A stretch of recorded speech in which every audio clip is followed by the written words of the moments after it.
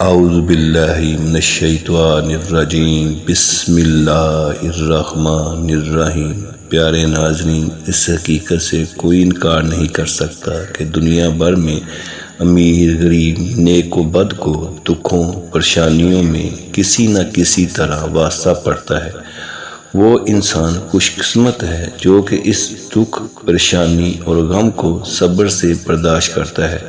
اور دنیا میں کتنے ہی غریب ہیں جو غربت میں ہی زندگی گزار جاتے ہیں، اور کتنے ہی بیمار ہیں جن کو بیماری کی حالت میں موت آ جاتی ہے، اور بے شمار ایسے ہیں جو ظلموں کی چکی میں پس جاتے ہیں اور وہ مظلومانہ کیفیت سے نکل نہیں پاتے، اور بہت سے والدین ہیں جو اپنے بیمار بیٹے کی پریشانی میں مبتلا ہیں، اور کئی بیٹے دنیاوی ناکامی پر کڑتے رہتے ہیں، اور کئی اپنے بیٹوں کی غلطیوں سے شاکی ہیں، اور کچھ تو ایسے ہیں جن کو بیٹے چھوڑ گئے ہیں اور ماں باپ بڑھاپے کی زندگی بڑی بے چارگی سے گزار رہے ہیں۔ اس بڑی دنیا میں کچھ لوگ ایسے ہیں جن کی گردن پر دوسروں کے مال کی لوٹ کسوٹ اور حق تلفی کا بوجھ پڑا ہوا ہے۔ اس طرح کی دیگر بے شمار پریشانی انسان کو درپیش ہے۔ کیا ان حالات میں ان کیفیت کو بدلنے اور ان کو انمول بنانے کی کوئی راہ ہے؟ اور کیا اس مسائل سے نکلنے کا کوئی طریقہ ہے؟ کیا اس مشکل زندگی کو خوشحالی میں نہیں بدلا جا سکتا؟ اور اگر آپ دکھوں پریشانیوں اور حاجتوں سے نکلنا چاہتے ہیں تو پھر اللہ تعالیٰ کی جانب متوجہ ہوں، جہاں سارے غم اور ساری پریشانیوں سے آپ نجات حاصل کر سکتے ہیں۔ اس لیے جب بھی آپ کو کوئی پریشانی آ جائے تو قرآن مجید کے صرف 2 لفظ پڑھنے سے آپ ہر طرح کی دکھ تکلیف اور پریشانی سے فوری نجات آپ حاصل کر سکتے ہیں۔ تو پیارے ناظرین، جو لوگ فکر و فاقہ میں مبتلا ہیں یا کسی نے قرض لے رکھا ہے تو یہ قرض اس کے لیے ذلت اور بدنامی کا باعث بنتا ہے، اور اگر آپ کے پاس ذرائع آمدنی نہیں ہے تو آپ اپنے ارد گرد نظر دوڑائیں کہ کتنے ہی لوگ جن کے پاؤں نہیں ہیں اور بیماری کے باعث تکلیف میں ہیں۔ تو غور کیجئے، بعض لوگ ایسے ہیں کہ ان کو ایسی بیماری ہے جن کو دنیاوی اسباب سے ٹھیک نہیں کیا جا سکتا، اور مرض اتنا شدید ہے کہ اس کی تاب لانا اور برداشت کرنا تقریباً ناممکن ہو جاتا ہے۔ بس اس مرض میں آپ کا صبر اور شکر آپ کے گناہوں کو مٹا دے گا اور آپ کے درجات کو بلند کرے گا، اور یقین کیجئے اگر آپ نے واقعی صبر اور شکر سے کام لیا تو آپ اللہ تعالیٰ کے قریب ہو جائیں گے، اور اللہ تعالیٰ جس بندے سے محبت کرتا ہے اسے آزمائش میں ڈال دیتا ہے۔ کسی اللہ والے نے کیا خوب کہا ہے کہ اللہ تعالیٰ دشمن کو عیش اور دوست کو غم میں مبتلا کر دیتا ہے۔ میرے پیارے ناظرین، اللہ تعالیٰ نہ کرے آپ ظلم کا شکار ہوں، اور اگر ایسا ہے تو پھر آپ صبر اور حوصلے سے کام لیجئے، اور آپ بے دلی کا مظاہرہ نہ کیجیے، اور ظلم کا مقابلہ کیجیے، اور اپنے رب کو مدد اور نصرت کے لیے پکارے، اور آپ کا رب ہی تو اصل طاقتور، زبردست اور غالب ہے۔ وہی تو اپنے بندوں پر قابو پا سکتا ہے اور انہیں سزا سے دوچار کر سکتا ہے، اور سب انسان اس کے سامنے کمزور، ناتواں، مجبور اور بے بس ہے، اور یقین کیجئے اللہ تعالیٰ آپ کا دفاع کرے گا، اور وہ ظالم کے ظلم سے ناواقف نہیں۔ سورۃ ابراہیم میں اللہ تعالیٰ فرماتا ہے، ترجمہ: یہ ظالم لوگ جو کچھ کر رہے ہیں اللہ تعالیٰ کو اس سے تم غافل نہ سمجھو، اللہ تعالیٰ تو انہیں ٹال رہا ہے اس دن کے لیے جب حال یہ ہوگا کہ آنکھیں پھٹی کی پھٹی رہ جائیں گی۔ اللہ تعالیٰ نے مظلوم سے یہ وعدہ کیا ہے کہ اس کی دعا آسمان تک پہنچ کر رہے گی اور اللہ اس کی نصرت فرمائے گا۔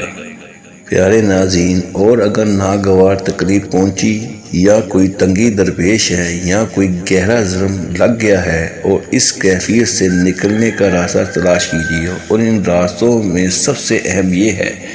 پیارے ناظرین، آپ کو دنیا میں کوئی پریشانی ہے یا کوئی بھی غم ستا رہا ہے، آپ فوراً قرآن مجید کھولیے اور اللہ تعالیٰ کی جانب متوجہ ہوں، اور سورہ یاسین مبارک نماز عصر کے بعد روزانہ 4 دن مسلسل پڑھنا شروع کر دیں۔ سورہ یاسین کے ہر مبین حسبنا اللہ و نعم الوکیل نعم المولا و نعم النصیر حسبنا اللہ و نعم الوکیل نعم المولا و نعم النصیر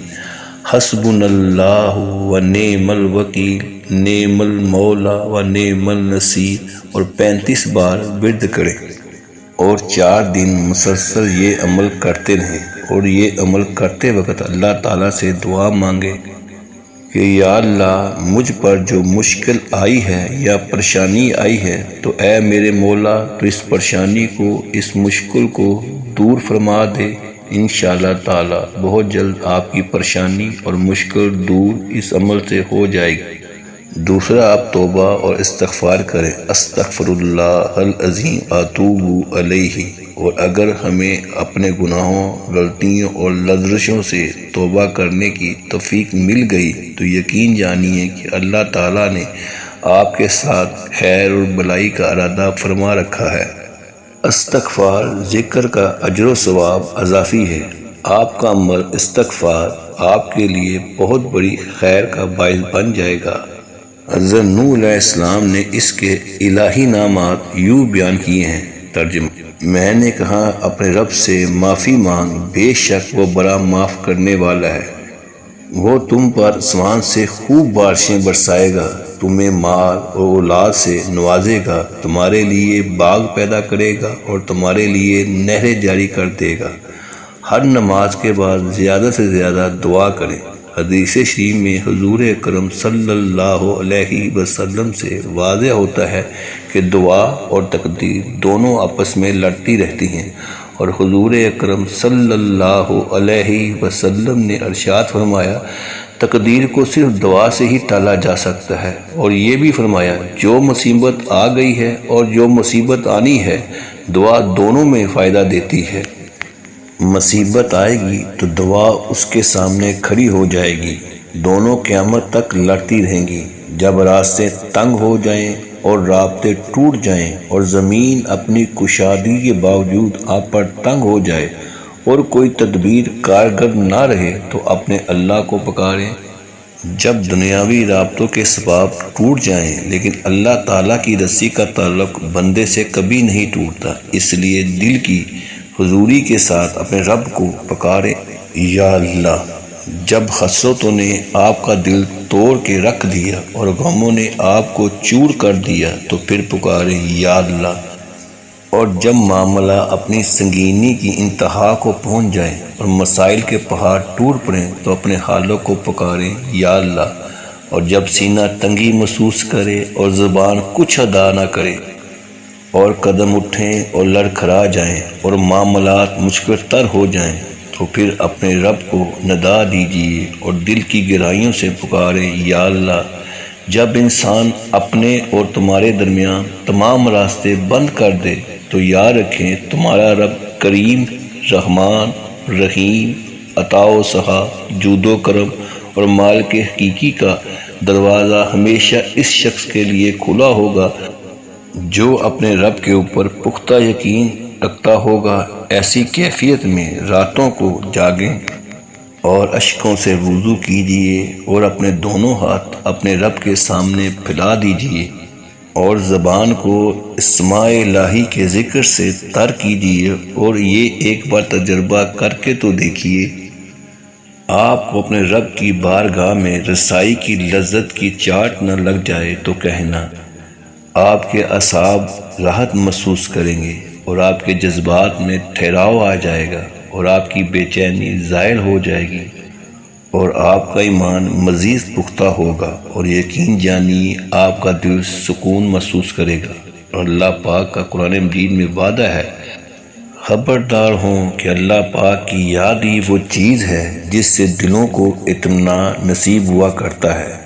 شکریہ۔ آخر میں نیک لوگوں کے اقوال۔ نمبر 1، کسی اللہ والے نے فرمایا کہ دنیا میں عمدہ لباس اور اچھے کھانے کی عادت مت ڈالو کیونکہ محشر میں ان چیزوں سے محروم کر دیے جاؤ گے۔ نمبر 2، کسی بزرگ نے فرمایا اللہ تعالیٰ کا ارشاد ہے کہ صدیقین کو ڈرا دو کہ اگر میں محشر میں عدل کروں گا تو سب کو ضرور عذاب ہوگا۔ کسی اللہ والے نے فرمایا جس کا قلب اللہ کے خوف سے لبریز ہے تو اس سے ہر شے خوف زدہ رہتی ہے۔